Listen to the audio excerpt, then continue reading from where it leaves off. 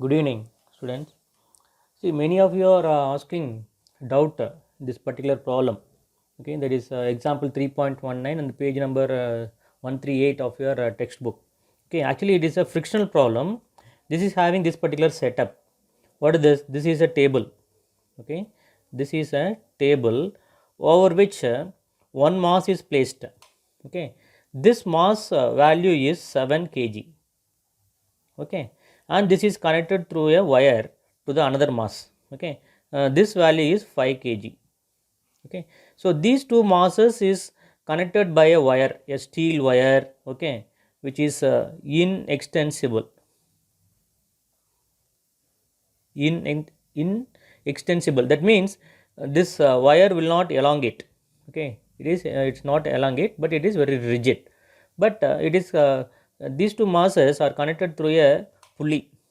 This one is a roller like pulley. Okay, so when this mass moves in this direction, okay, in this direction, this mass will come down. Okay, this mass will come down. Okay, so now I have to check whether this 5 kg is enough to pull this mass m1 towards this direction, right direction. Okay, that's my objective. So that's what they have asked in that particular problem.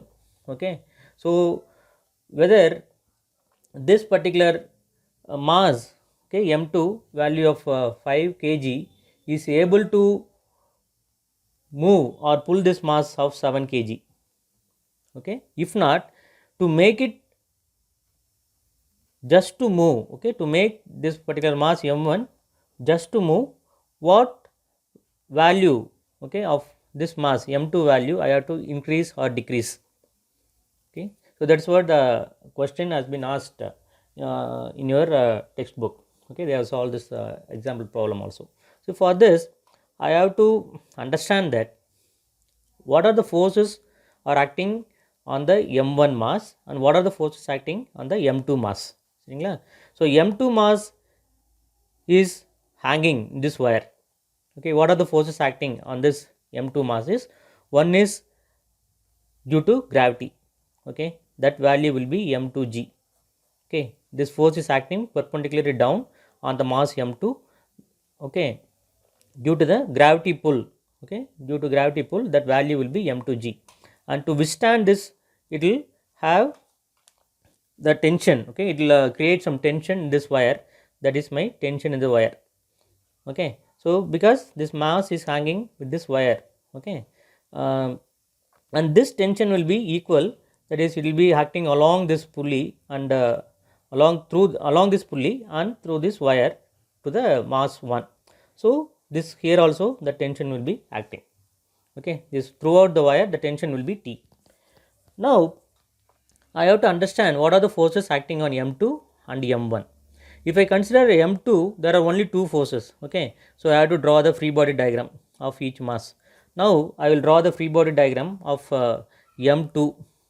Okay, so this m2, if I consider as a point mass like this, okay, this m2 is the point mass. So this gravity force, okay, along with this mass value will be perpendicularly acting downwards. Okay, and exactly opposite side the tension will be acting. Okay, so this will be balanced. Okay, at this juncture. Okay, the free body diagram, if I take this particular mass alone, and this weight will be balanced by this wire tension T.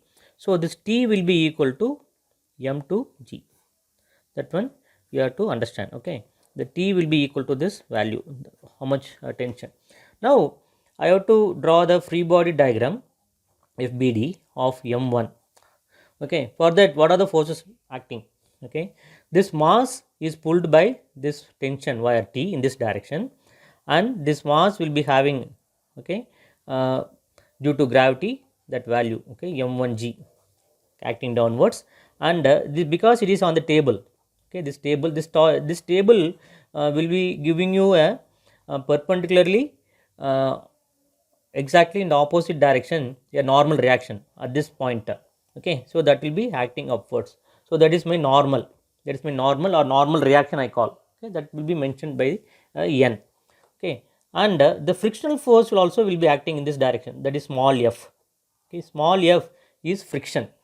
Okay, so I am going to find out the static friction, that is Fs.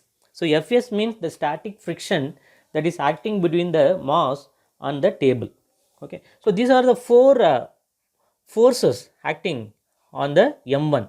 So towards my right tension, towards down M1G, exactly opposite side normal reaction N, and opposite to the tension it will be frictional force acting in this direction.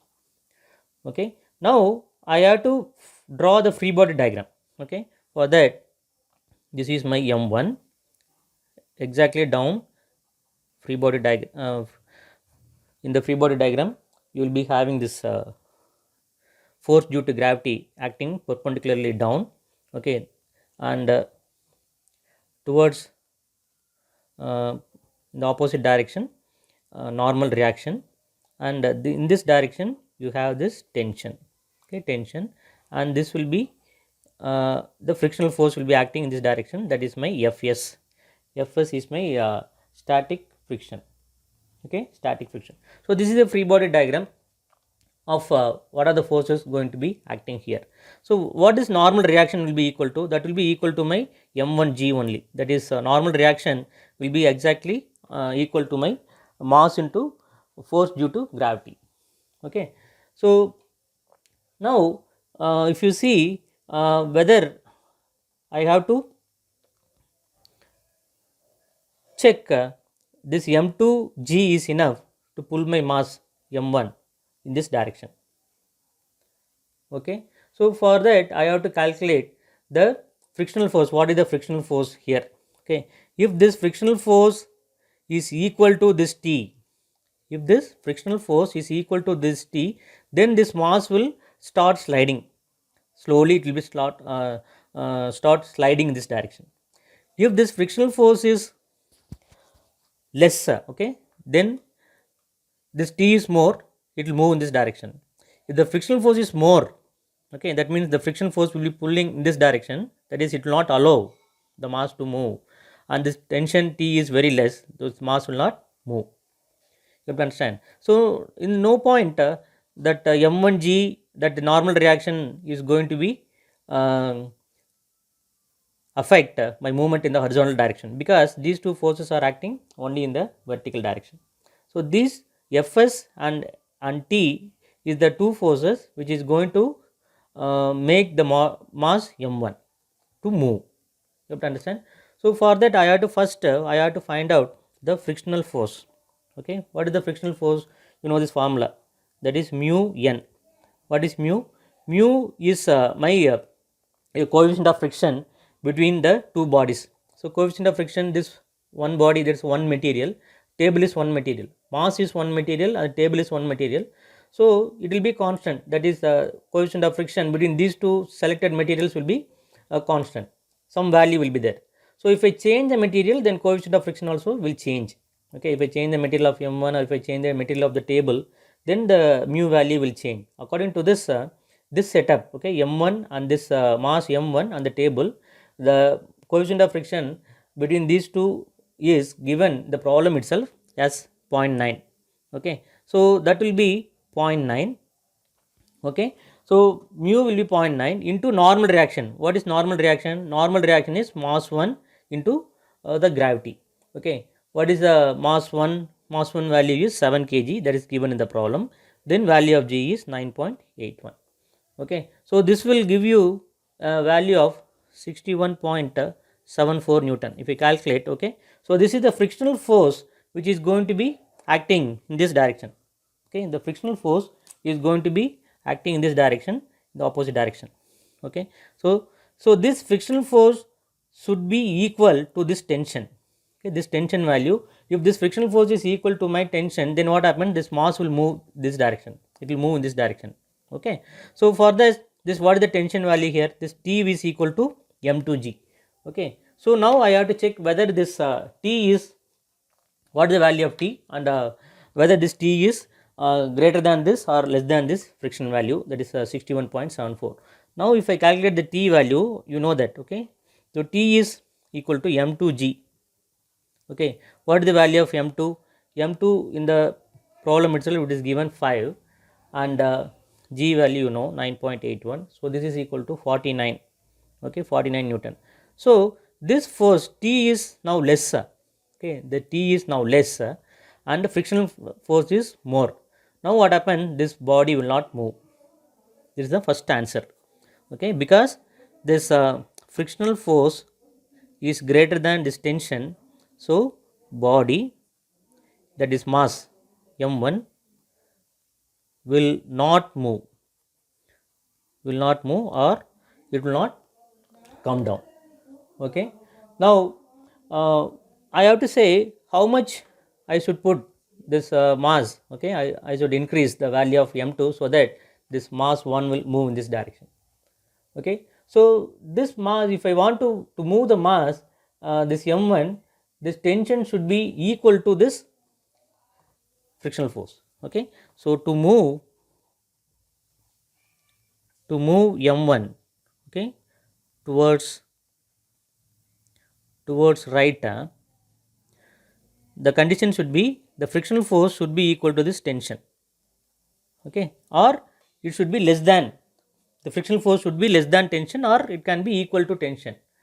Okay, now what is the value of to find out this one? Okay, what is the value of m2? Okay, to make how much I have to increase my 5 kg. Okay, so increase, to find out the increasing value. Okay, m2, you know this. Okay, that is coefficient of friction m1g divided by g, because you know this tension. What is this tension value? This tension, okay, we have found out. Okay, this one is m2g. Okay, frictional value we have found out, that is mu1, this one mu1, that is mu mass into 9.81. okay, that is mu m1g. okay, so now this g and g will get cancelled. What is this value? So mu is already given, okay, into 0.9. then what is m1? M1 is 7 kg, so it will be 6.3 kg. You have to follow. So when this mass, that is m2 mass, if I increase this mass m1, this 5 kg to, I have to change it to 6.3 kg. If I increase to 6.3 kg, automatically this m1 will start moving in this direction, then this m2 will come down. Okay, so this is what you have to answer. This is what you have to answer in the examination. Like at what mass I have to add to make the mass m1 to move in this direction, or m2 should come down. Okay, so why it is happening? Because of this frictional force. There is a frictional force acting between the table and this mass here at the junction. Okay, so if it is, the surface is very smooth, if there is no friction, you have to understand that if there is no friction, that friction is zero. If the friction between the table and the mass is zero, even this mass, even 1 kg, okay, half kg will pull down. Okay, it will come down, so it will pull the mass towards the right if the friction is zero in this point. Okay, because there is a friction, this much kg is needed to move it towards right, to move the mass m2 down. Thing is, I have to what I have done is, here in this problem I have neglected the friction. There is a friction between this pulley and this wire. I have neglected, I have not taken into account. Okay, so assuming this there is no friction between the pulley and the wire is inextensible, that is not extending. There is a friction between this table and the mass. Okay, and that value is given in the problem itself, that is 0.9. that is the coefficient of friction is 0.9. So in this condition, my force should be 6.3 kg. Actually, it will be more when I consider this friction and all. Okay, so as far as your problem is concerned, this 6.3 kg is enough to move the mass m1 towards right. Okay, this is what you have to understand. Okay, if you have any doubt, you can message me. Thank you.